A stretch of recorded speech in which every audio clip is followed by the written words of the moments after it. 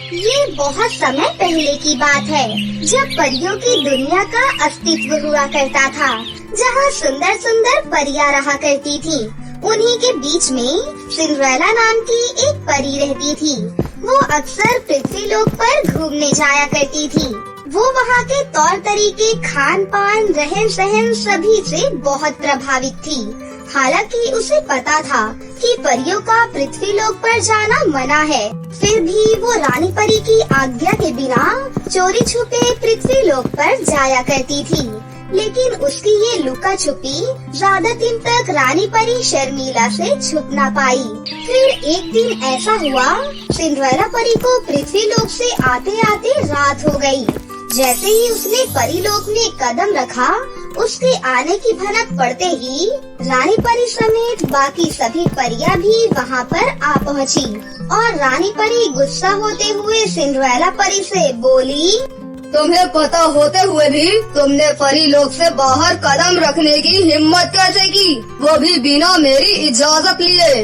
रानी परी, मुझे माफ कर दीजिए। दरअसल मुझे पृथ्वी लोक पर जाना बहुत अच्छा लगता है।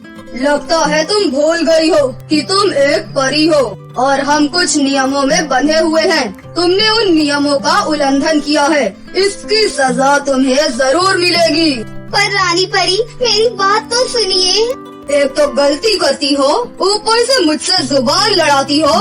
तुम्हें वहाँ बार बार जाने का बहुत शौक है ना? चलो, मैं तुम्हारी इच्छा पूरी कर देती हूँ। फिर रानी परी ने गुस्से से अपनी जादुई छड़ी घुमाते हुए कहा, सिंड्रेला, मैं तुम्हारी सारी जादुई शक्तियाँ छीन रही हूँ। अब से तुम पृथ्वी लोक में ही रहोगी। आज से परी लोक के दरवाजे तुम्हारे लिए हमेशा के लिए बंद। ऐसा कहते हुए रानी परी ने सिंड्रेला परी को परी लोक से बाहर कर दिया। जादुई शक्तियाँ छीनते ही सिंड्रेला परी बेहोश हो गई। जब उसने अपनी आंखें खोली तो उसने अपने आप को पृथ्वी लोक पर पाया। वो उठी और यहाँ वहाँ देखने लगी। उसे समझ नहीं आ रहा था कि आखिर वो जाए तो जाए कहाँ, क्योंकि उसके पास पहले जैसी जादुई शक्तियाँ नहीं थी जिसका वो इस्तेमाल कर सके। तभी दूर उसे एक अंडा भुर्जी का ठेला दिखाई दिया। उसे जोरों की भूख लग रही थी। वो तुरंत ही उस ठेले के पास गई और बोली, भैया, मुझे एक प्लेट अंडा भुर्जी दे दो, बहुत भूख लगी है। हाँ हाँ, क्यों नहीं मैडम जी, कितने का चाहिए? 20 की एक प्लेट है और 40 की 2। पर भैया, मेरे पास पैसे नहीं हैं। क्या कहा? पैसे नहीं है? तो जाओ यहाँ से। पता नहीं कहाँ कहाँ से चले आते हैं मुफ्त में खाने के लिए। अब मैं क्या करूँ? बहुत जोरों की भूख लग रही है, कोई तो मेरी मदद करो। ऐसा कहते हुए सिंड्रेला भूखी प्यासी चिलचिलाती धूप में यहाँ से वहाँ भटकने लगती है, लेकिन किसी ने भी उसकी मदद नहीं की। तभी पास से एक युवक गुजर रहा था जिसका नाम था सिद्धार्थ। सिद्धार्थ ने जब सिंड्रेला को देखा तो उससे रहा नहीं गया। वो उसके पास गया और बोला, कौन हो तुम? मैंने तुम्हें इस शहर में पहले कभी नहीं देखा। क्या तुम्हें किसी मदद की जरूरत है? बोलो। इससे पहले कि सिंड्रेला कुछ कह पाती, वो बेहोश हो गई। लगता है बेचारी की तबीयत ठीक नहीं है। चलो, मैं इसे अपने घर ले चलता हूँ। घर जाकर सिद्धार्थ ने तुरंत ही डॉक्टर को घर बुलाया।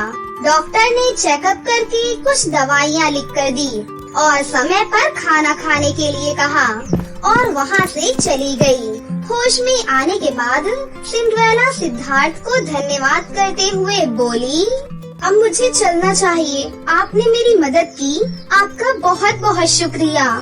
चली जाना, लेकिन पहले तुम्हारी तबीयत तो ठीक हो जाए। वैसे तुमने बताया नहीं, तुम कौन हो और तुम्हारा नाम क्या है? मेरा नाम सिंड्रेला है और मेरा इस दुनिया में कोई भी नहीं है। क्या कहा? तुम्हारा कोई भी नहीं है? तो फिर जाओगी कहाँ? अगर तुम चाहो तो यहाँ पर रह सकती हो। घबराने की कोई बात नहीं है। मेरी माँ कुछ दिन पहले ही तीर्थ यात्रा पर गई हैं, बस आती ही होंगी। सिंड्रेला सिद्धार्थ के कहने पर वहाँ रुकने के लिए तैयार हो गई। वो घर के सभी कामों को अच्छे से संभालने लगी। ऐसे ही कुछ दिन बीत गए। धीरे धीरे सिद्धार्थ सिंड्रेला की ओर आकर्षित होने लगा। एक दिन उसने अपने दिल की बात सिंड्रेला से कही। सिंड्रेला भी सिद्धार्थ को मन ही मन पसंद करती थी।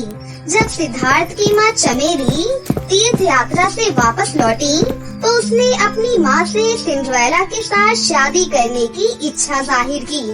पर सिद्धार्थ की माँ को सिंड्रेला बिल्कुल भी पसंद नहीं थी, क्योंकि वो अपने बेटे की शादी एक अमीर घराने की लड़की से करवाना चाहती थी।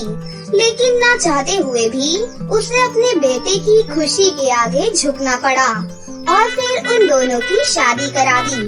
लेकिन सिद्धार्थ की माँ चमेली आए दिन किसी न किसी बात को लेकर सिंड्रेला को खरी खोटी सुनाया करती थी, पर सिंड्रेला चुपचाप सब कुछ सह लेती थी। ऐसे ही एक दिन, अरे बहू, खाना बना है कि नहीं? हाँ माँ जी, खाना बन गया है। ये लीजिए गर्मा गर्म खाना। ये क्या बनाया है तूने? दाल है या पानी? और ये रोटी कम, चाइना का नक्शा ज्यादा लग रही है। अरे तुझे कुछ ढंग से बनाना आता भी है कि नहीं? माँ जी, आप गुस्सा मत कीजिए, मैं दोबारा से खाना बना देती हूँ। अरे रहने दे, नहीं तो पता नहीं इस बार कौन से देश का नक्शा बनाकर ले आएगी। ऐसे ही कुछ महीने बीत गए।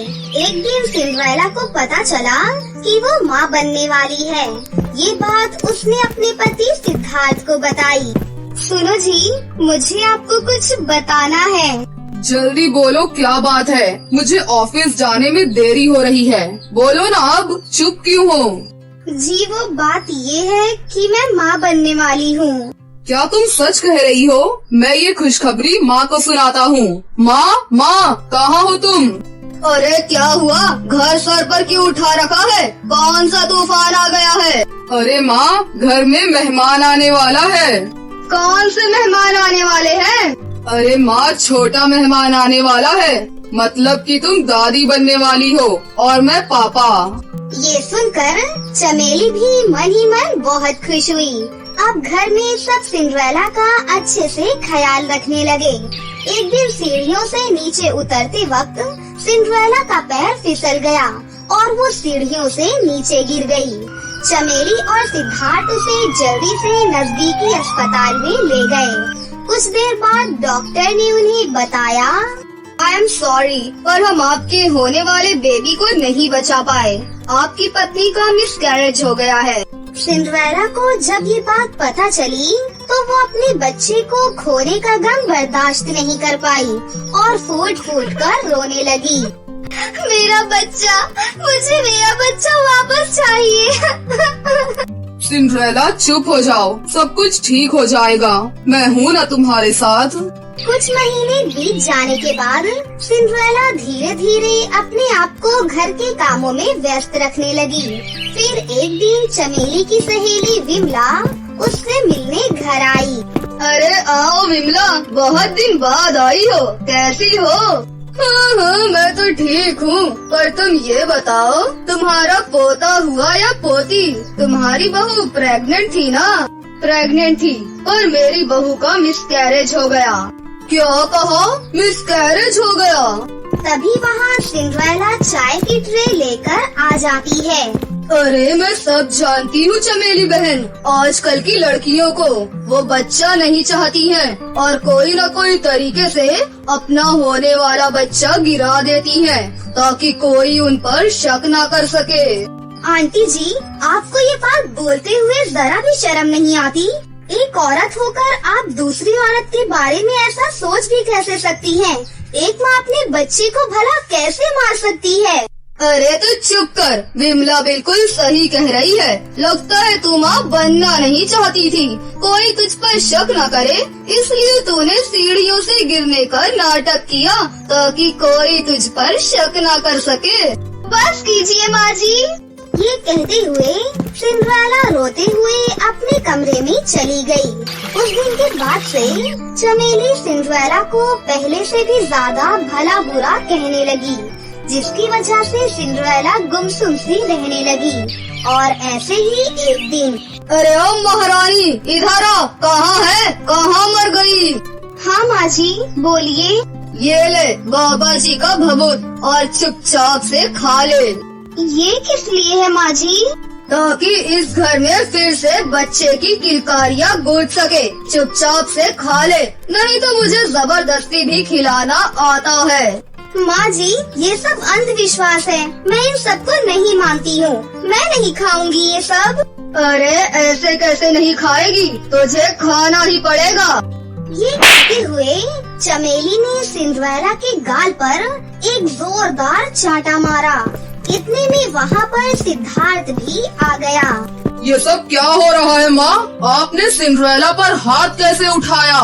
अरे बेटा, तू नहीं जानता, ये औरत डायन है, डायन। ये माँ नहीं बनना चाहती थी, इसलिए इसी ने पेट में पल रहे अपने बच्चे को मार डाला। वो तो भला हो मेरी सहेली विमला का, जिसने मेरी आंखें खोल दी और मुझे ये भभूत ला कर दी।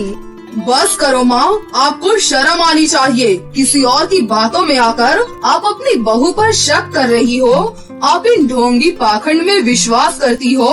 क्या आपने एक बार भी जानने की कोशिश की कि सिंड्रेला के दिल में क्या बीत रही होगी? आप तो हमेशा उसे ताने देती रहती हो। माँ, आप एक औरत होकर दूसरी औरत का दर्द नहीं समझ पाई। अपने बेटे की बात सुनकर चमेली को अपनी गलती का एहसास हुआ और उसने सिंड्रेला से माफी मांगी। कुछ हफ्ते बीत जाने के बाद सिंड्रेला की जिंदगी में खुशियों ने दोबारा से दस्तक दी। सिंड्रेला फिर से प्रेग्नेंट हो गई और इस बार चमेली उसका बहुत अच्छे से ख्याल रखने लगी। थोड़े ही समय के बाद उसने एक प्यारे से बेटे को जन्म दिया। फिर सब एक साथ खुशी खुशी अपना जीवन व्यतीत करने लगे। बहुत समय पहले किसी गांव में पुष्पा नाम की एक औरत अपने 3 बेटे और 3 बहुओं के साथ रहती थी। पुष्पा की तीनों बहुएं बहुत ही आज्ञाकारी और सुशील थीं। साथ ही वो तीनों पुष्पा की बहुत सेवा करती थीं। फिर कुछ समय बाद वो तीनों गर्भवती हो जाती हैं। दूसरी तरफ घर का बढ़ता खर्चा देख पुष्पा के तीनों बेटे ज्यादा पैसा कमाने के लिए शहर चले जाते हैं। अपने बेटों के जाते ही पुष्पा अपना असली रंग दिखाना शुरू कर देती है और अपनी बहुओं पर अत्याचार करने लगती है। दूसरी तरफ पुष्पा के तीनों बेटों को शहर में अच्छी नौकरी मिल जाती है और वो तीनों अपनी पत्नियों की अच्छी देखभाल के लिए सारी आमदनी पुष्पा के खाते में भेजना शुरू कर देते हैं।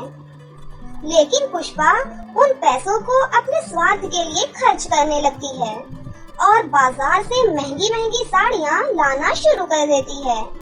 फिर एक दिन, मम्मी जी, आज हम तीनों को डॉक्टर के पास अपना चेकअप कराने जाना है।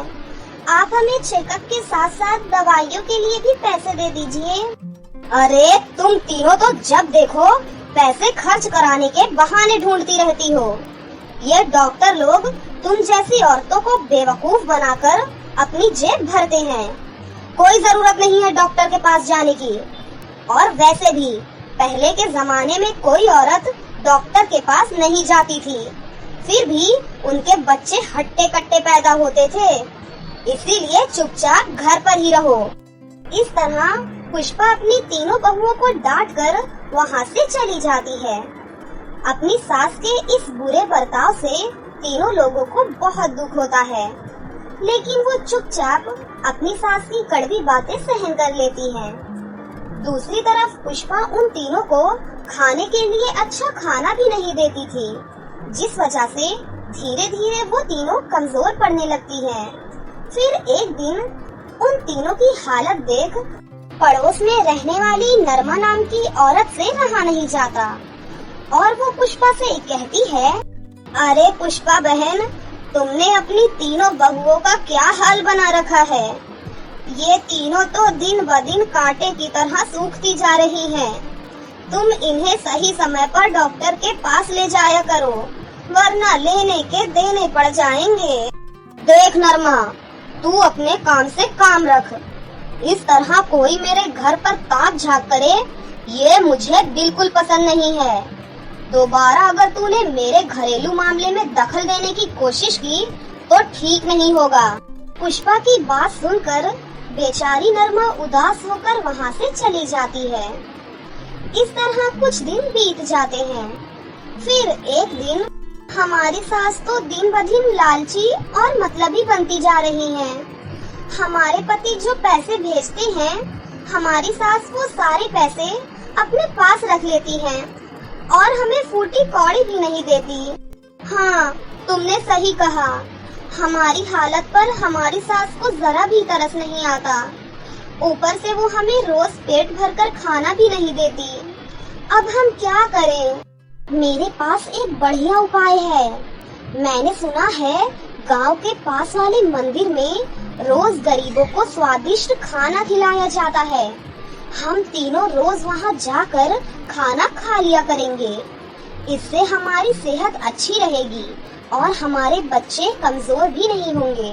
फिर अगले दिन वो तीनों गांव के पास वाले मंदिर में खाना खाने जाने लगती हैं कि तभी पुष्पा उन्हें रोक लेती है।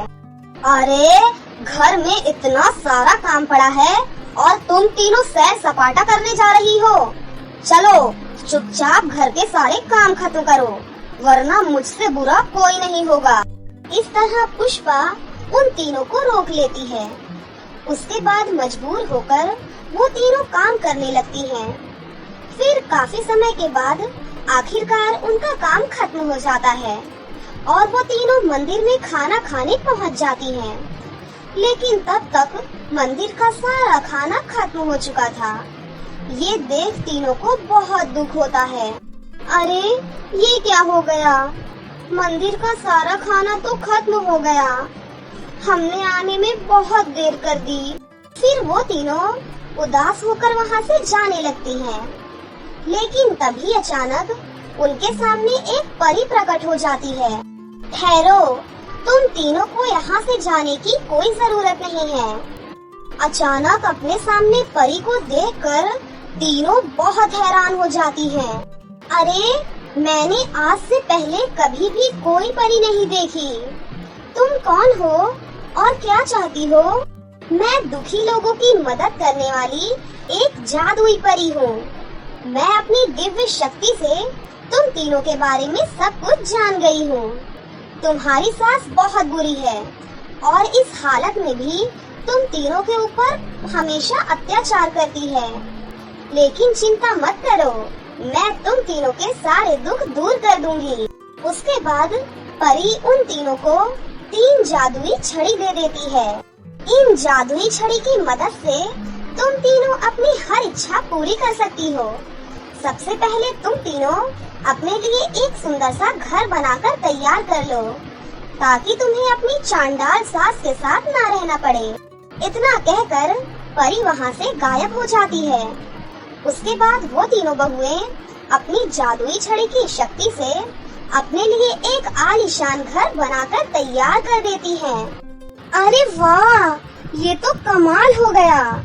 ये घर तो बहुत खूबसूरत है। उसके बाद वो तीनों जादुई छड़ी की शक्ति से उस घर में सुख सुविधा की सारी चीजें प्रकट कर लेती हैं। अब ये घर सुख सुविधा से पूरी तरह परिपूर्ण हो गया है। अब हमें यहाँ किसी प्रकार की कोई तकलीफ नहीं होगी। इसीलिए हम तीनों को अपने पतियों को यहाँ बुला लेना चाहिए। उसके बाद वो तीनों अपनी जादुई छड़ी की शक्ति से वहाँ एक उड़ने वाली जादुई कालीन प्रकट कर लेती हैं और उस पर बैठकर हवा में उड़ती हुई अपने पतियों के पास पहुँच जाती हैं और उन्हें पुष्पा के अत्याचारों के बारे में सब कुछ बता देती हैं। अपनी माँ पुष्पा की हरकतों के बारे में सुनकर तीनों बेटे उससे नफरत करने लगते हैं। हमारी माँ इतनी बुरी है, हमें ये नहीं पता था। सच में उसने तुम तीनों पर बहुत अत्याचार किए हैं। अब हम अपनी माँ के साथ बिल्कुल नहीं रहेंगे। उसके बाद वो तीनों भाई अपनी पत्नियों के साथ जादुई कालीन पे बैठकर उनके नए घर में पहुंच जाते हैं और फिर वो सभी हंसी खुशी साथ रहने लगते हैं। दूसरी तरफ जैसे ही पुष्पा को इस बात का पता चलता है तो वो गुस्से से आग बबूला हो जाती है और फौरन अपनी बहुओं के नए घर में पहुंच जाती है और उन्हें धमकाते हुए घर चलने के लिए कहती है। लेकिन तभी वहाँ पुष्पा के तीनों बेटे आ जाते हैं। माँ, तुम एक स्वार्थी और जालिम औरत हो। तुमने हमारी गैर हाजिरी में हमारी पत्नियों पर बहुत अत्याचार किया है, इसीलिए अब हम तुम्हारे साथ कभी नहीं रहेंगे। तुम यहाँ से चली जाओ। इस तरह वो तीनों बेटे दुष्ट पुष्पा को डांट कर वहाँ से भगा देते हैं। पुष्पा बड़बड़ाती हुई वहाँ से चली जाती है। मेरी उन तीनों बहुओं ने मेरे बेटों को मुझसे अलग कर दिया। अब मैं उन तीनों को नहीं छोड़ूंगी। मैं आज रात को ही उन्हें जान से मार दूंगी। इस तरह पुष्पा अपनी हरकतों से बाज नहीं आती और अपनी तीनों बहुओं को मारने का इरादा कर लेती है। फिर रात होते ही पुष्पा चोरी छुपे अपनी बहुओं के घर में पहुंच जाती है। तभी उसे उन तीनों की चमत्कारी जादुई छड़ी दिखाई देती है। लगता है इन तीनों चुड़ैलों को इसी जादुई छड़ी से शक्ति मिलती है। इनकी जादुई छड़ी की मदद से मैं बहुत अमीर बन सकती हूँ। लेकिन सबसे पहले मैं इन तीनों का खात्मा करूँगी। इतना कहकर पुष्पा एक जादुई छड़ी उठा लेती है। चलो जादुई छड़ी, जल्दी से मेरी इन तीनों बहुओं को जलाकर राख कर दो। पुष्पा के इतना कहते ही जादुई छड़ी से आग बाहर निकलने लगती है। ये देख पुष्पा बहुत खुश होती है। लेकिन अगले ही पल वो आग पुष्पा के बालों पर जा गिरती है, जिस वजह से पुष्पा के बाल जलने लगते हैं। अरे मर गई रे, ये क्या हो गया? ये जादुई छड़ी तो मुझे जलाकर मारना चाहती है। अरे कोई बचाओ मुझे। इस तरह पुष्पा जोर जोर से रोने लगती है। देखते ही देखते पुष्पा के सर के सारे बाल जलकर राख हो जाते हैं और साथ ही उसका चेहरा बदसूरत बन जाता है। तभी उस जादुई छड़ी से एक आवाज आती है, मैं तुझे बचने का एक मौका दे रही हूँ।